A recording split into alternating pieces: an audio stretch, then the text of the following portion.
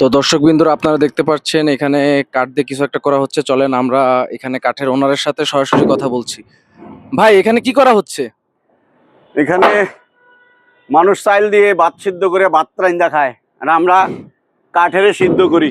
এই ট্যাঙ্কিতে কাঠগুলো ঢুকাচ্ছি, কাঠগুলো সিদ্ধ করব। এখানে কাঠগুলোকে সিদ্ধ করা হবে? হ্যাঁ, ও, আর সিদ্ধ করার পর? সিদ্ধ করার পর সিদ্ধ হয়ে গেলে এই চেম্বারে ঢুকাবো সিজনিং এর জন্য। ও, সিদ্ধ কিভাবে করেন আপনারা? তারপর দরজা তৈরি করব। আপনারা সাধারণত বয়েল সিজনিং এর পরে দরজা তৈরি করব। ও, এই বালতিগুলো থেকে কেমিক্যাল? জি, কেমিক্যাল পরে এই যে এটার ভিতরে আমরা সিজনিং করতেছি। এই যে আমি একটু খুলে দেখাচ্ছি, এই যে দেখেন। ও, এটা তাপ অনেক বেশি, তাই না? এটার ভিতরে সিজনিং। তো এটা হচ্ছে সিজনিং চেম্বার, তাই তো? আলাদা একটি ঘর সম্পূর্ণ সিজনিং এর জন্য। হ্যাঁ, আচ্ছা, কাঠগুলোকে এখানে শুকানো হয়। হ্যাঁ।